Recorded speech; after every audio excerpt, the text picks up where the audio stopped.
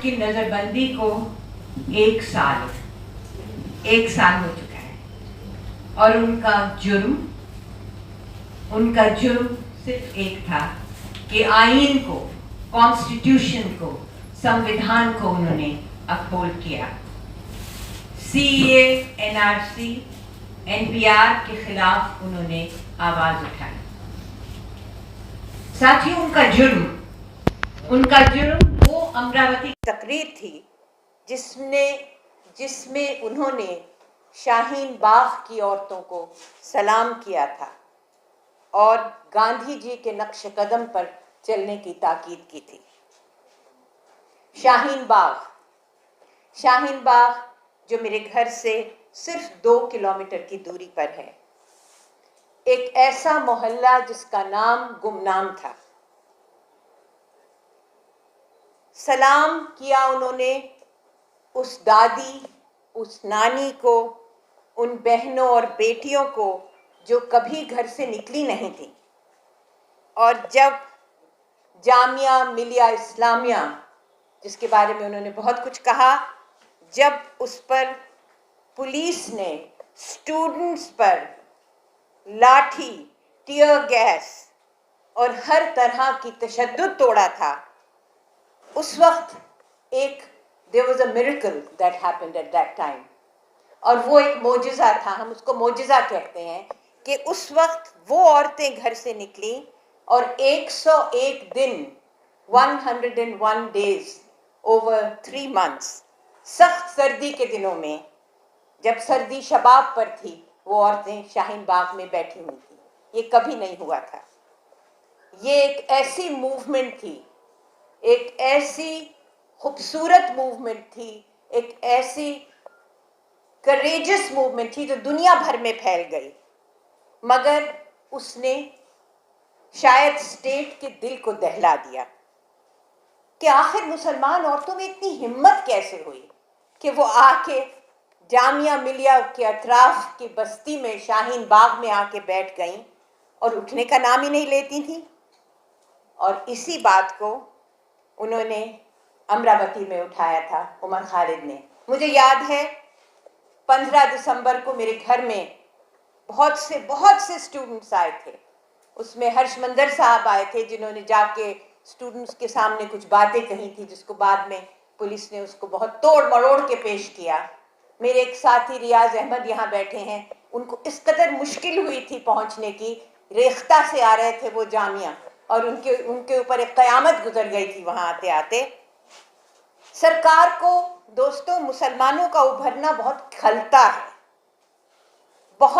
है। चाहे जैसे फराह ने कहा, एक नौजवान पीएचडी करे और सरकार से सवाल और जवाब करने की हिम्मत करे, ये बहुत खलता है। जब दादियाँ और नानियाँ they take on the state, उस वक्त Jamia had become a theatre of art. पूरे जामिया की दीवारों में, गेट नंबर 7 में, गेट नंबर 5 में पूरे आर्ट के नमूने थे, और शाहीन बाग एक खिलता हुआ फूल था। मगर उसके बाद आपने ये देखा, हमने तो कम से कम देखा, हम वहाँ रहते हैं, कि उन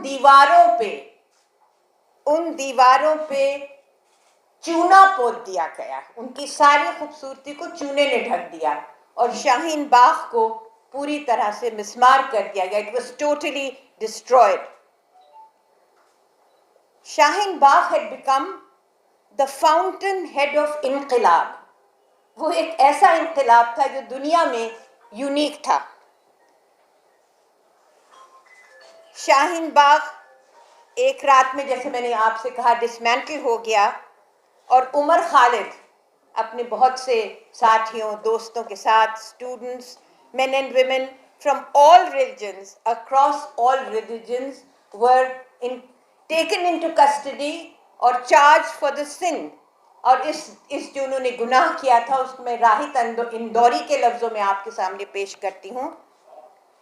सुनिए, उन्हें जुनून के हर एक ज़बां पे ताला हो, उन्हें जुनून के हर एक ज़बां पे ताला हो, हमें ये फिक्र कि कोई भी बेज़बान न रहे।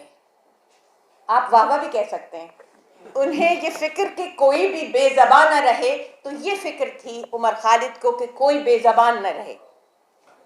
For the police, it was the inversion of the perpetrator and victim. مطلب پلٹ گئے تھے perpetrators اور victims.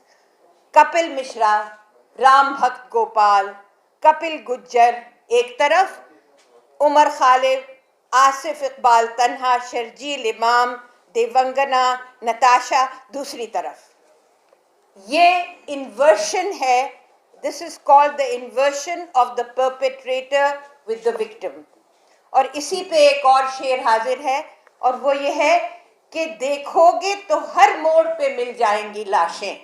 آپ آنکھیں تو کھولیے، دیکھو تو ہر ایک موڑ پہ مل جائیں گی لاشیں، اور ڈھونڈو گے تو اس شہر میں قاتل نہ ملے گا. کون قاتل کو ڈھونڈ سکتا ہے؟ وہ قاتل تو آپ کو کبھی نہیں مل سکتا. عمر نے یہ بھی کہا کہ ایک لفظ تھا لنچنگ. آج جو بچے جو بالکل گاؤں کے بچے ہیں، سب کی زبان پہ لنچنگ کا لفظ چڑھ گیا ہے، کیونکہ ہمارے تصور میں، ہمارے خیال میں in our mind, the images that rise in our mind are محمد اخلاق، تبریز انصاری، پہلو خان، اور کتنے امیجز ہمارے دماغ میں ابھرتے ہیں. تو 7 منٹ کے تو 45 سیکنڈ میں میں آپ کے سامنے بس آخر میں ایک I want to recite to you one little stanza which to me encapsulates the struggle that Farah had presented before you. اور اس کو آپ ذرا غور سے سنیے.